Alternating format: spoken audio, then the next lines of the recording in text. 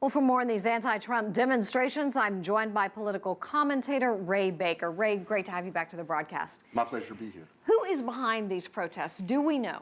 Well, we know that there are large groups of Americans who are very unhappy with the results of the presidential election.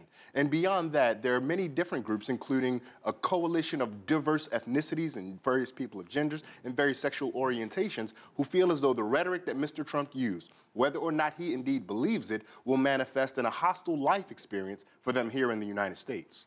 All right, so he was elected fairly, obviously. Hillary Clinton won the popular vote. He got the Electoral College. We've been through this before.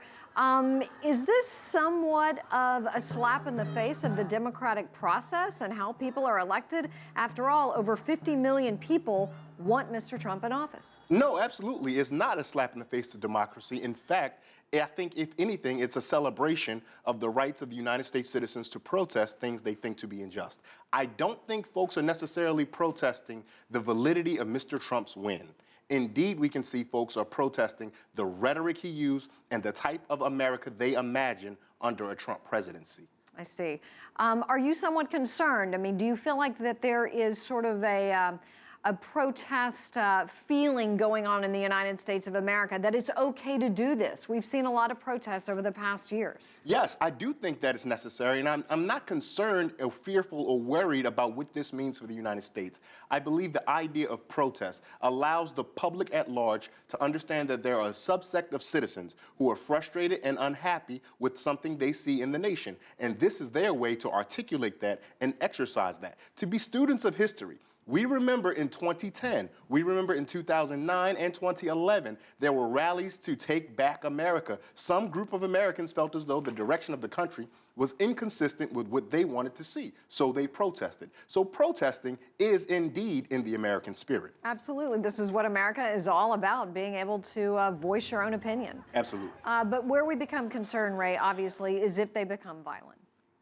Absolutely. And the thing that's really challenging is violence is baked into the cultural fabric of the United States of America. And that is so heartbreaking to say, but when we look back through history, every significant milestone of progress or regression, unfortunately, has been marred by violence. There was a civil war to resolve the question of the transatlantic slave trade practiced here in the United States. There was a revolutionary war for independence. So countless examples of times where we've seen progression in the United States, it's been marked by war. So unfortunately, violence is the language with which Americans speak.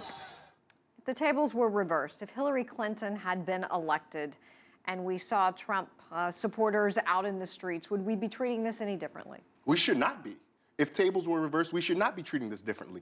But an important question to ask is who is indeed celebrating and who is indeed protesting? The coalition of the protesters of President-elect Donald Trump are those who feel as though the country that we will have will be hostile to everyone who's not a part of a very small group.